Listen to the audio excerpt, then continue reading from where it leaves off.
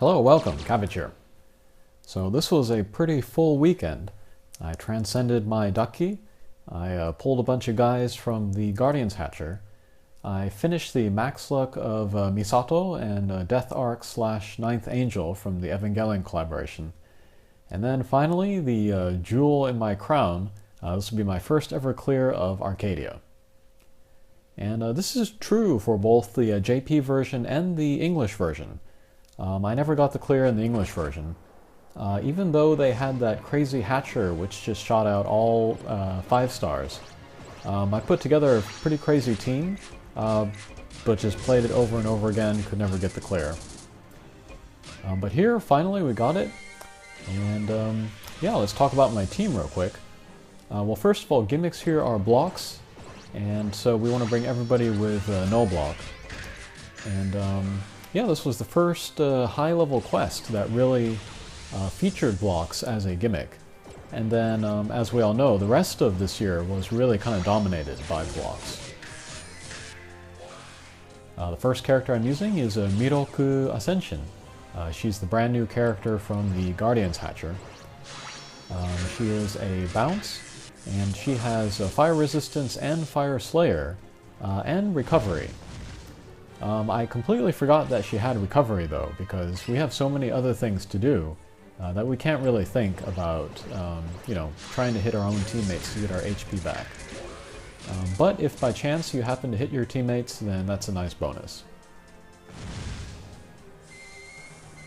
And she has a bump combo, the plasma, which is a light element, which is still confusing to me.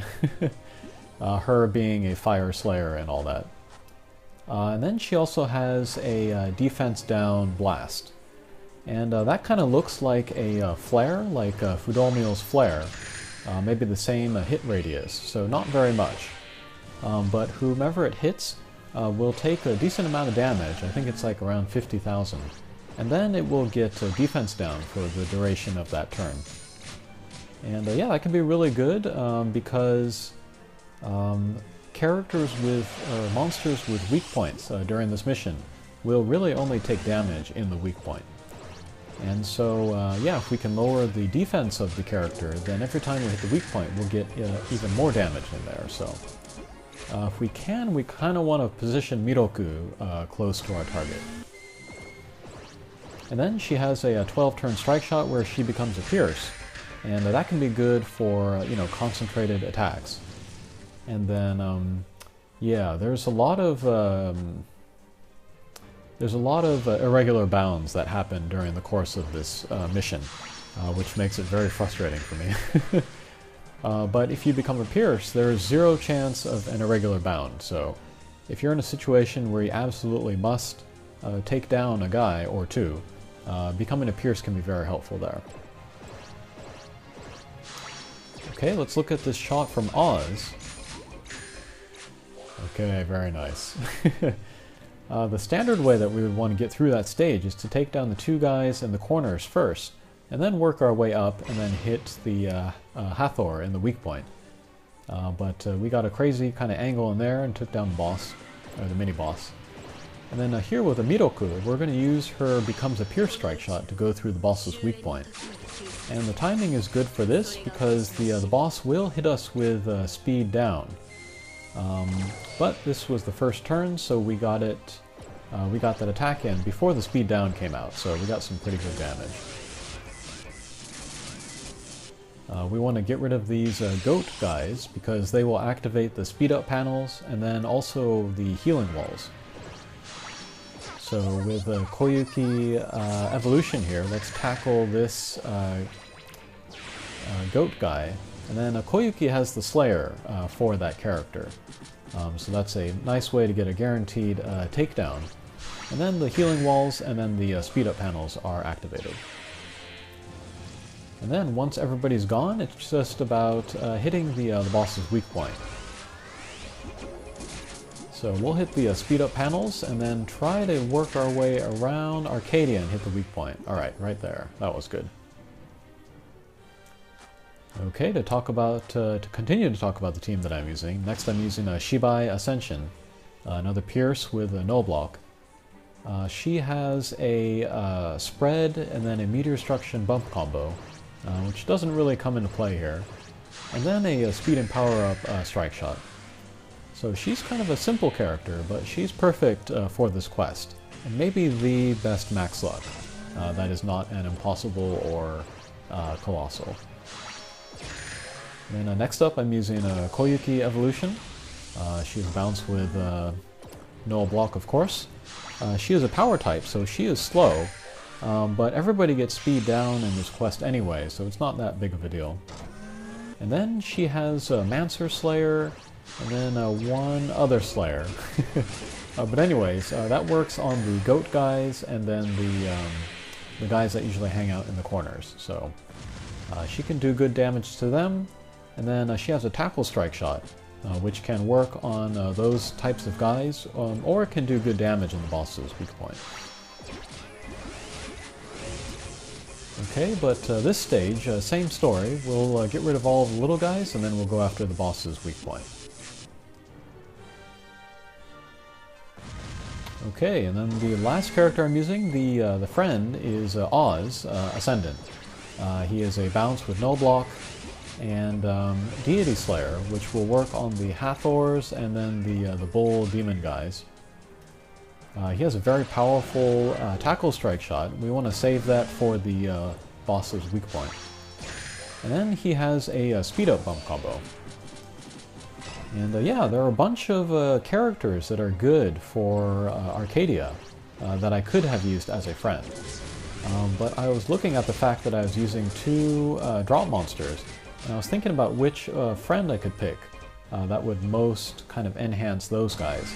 And the answer was speed up, so that's why I went with Oz. And yeah, when I used to do free party runs of Tsukuyomi, I would do pretty much the same idea. I would pick Sinbad as the friend, because I thought he could be the best support character for the other not as powerful characters. Okay, so here is the boss sequence. Let's get rid of one of the goat guys so we can activate the healing walls and the speed up panels. So we'll use Koyuki's tackle strike shot. And I've really come to like Koyuki. I've said this a few times lately, but I'm not really into cute characters, but Koyuki's pretty cute. And then if you look at her, like the tattoos on her bear, it kind of looks like Ainu markings or designs. The Ainu they are an Aborigine people from Hokkaido. And yeah, I've always been kind of interested in them. And they are kind of similar to the Eskimo in a lot of ways, which kind of makes sense because there used to be that ice bridge across the Bering Strait, I think it is. So yeah, it's easy to think that maybe the Ainu people, some of them broke off and went to North America to become Eskimos. Sorry, that was a weird tangent. But anyway, first boss stage, same deal. We want to get rid of all of the little guys. And then we go after the boss and try to hit the weak point. There's one new element for the boss sequence, and that is a couple of kind of turrets that are on Arcadia himself. We want to get rid of those before they do their power-up attack, which works on Arcadia. They don't have a lot of HP, so we can just hit them a few times and we'll take them down. But it is easy to forget them with so much going on. Okay, excellent damage from Miroku with her Fire Slayer. And actually, now that I think about it, I could have started this video with a monster review of Miroku Ascension. But the thing was that I was playing this mission and dying so many times that it would have been really annoying to go through the menu to highlight Miroku Ascension every time. So I'll probably do a separate video where I feature her. Okay, with a Koyuki here, we do not have the strike shot charged up, but thankfully we're able to pinch there. So we'll take down the goat guy.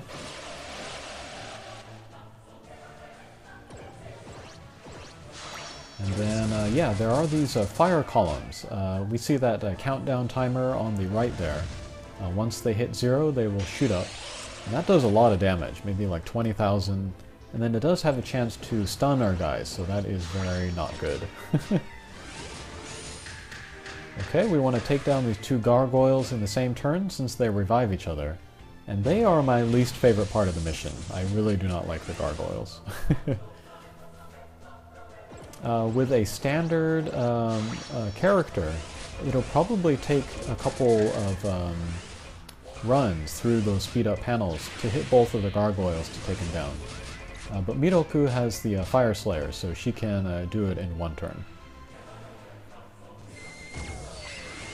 Okay, so again, with the little guys gone, we can concentrate on doing damage to the boss. I do not want to end up where those fire columns are, though, so we'll just spend this turn more healing. Alright, that works.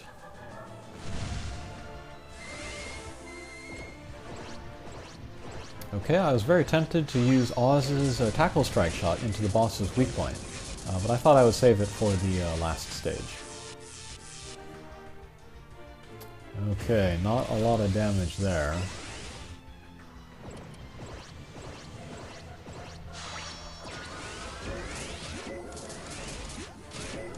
And maybe 1 hit there. Yeah, not a lot of damage there either. And then that center number on Arcadia, that is a 1-hit KO. So we definitely want to take him down by then. And yeah, sometimes, like in this case with Shibai, it was more worth to just do direct hits on the weak point rather than try to jump into the speed up wall. So yeah, have a look at where your guys are, and then like what is the most efficient way to go for that turn. Okay, so we'll just do 1 hit in the boss's weak point, and we should move on to the next stage. We'll pick up the sword there, that's nice.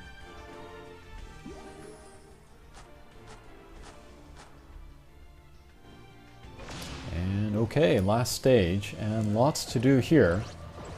Let's get rid of the guys in the corners first. And thankfully my positioning was good to start, so I'm able to take them down in the first couple turns. Unless we get an irregular bound like that. And then with Koyuki here, let's pinch in on the goat guy so we can activate the healing walls and the speed up panels. And with Oz, we're going to do kind of a crazy angle because I wanted to do damage to the turrets on Arcadia, and then also get rid of that last little sliver of life on the guy in the upper left. And that worked out, so that was good. And then with Miroku here, we'll try to get rid of Hathor. Not quite.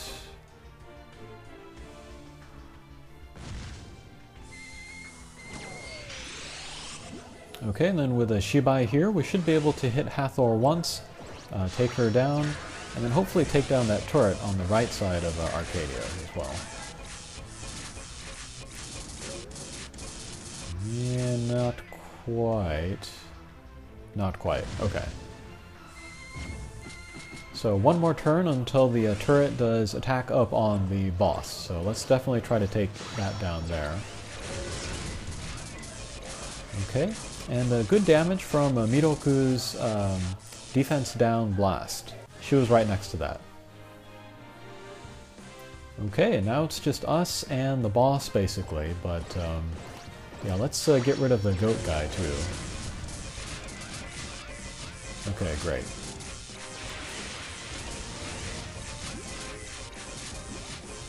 And yeah, the plasma, it does a little bit of damage because it can go through the weak point, but I would not rely on it at all. Okay, so with Miroku here, let's use her Pierce Strike Shot. We'll pick up the sword, jump into the speed up blocks, and we'll see what happens. Whoops, took down the boss. Alright. So that was very awesome, and a long time coming for me.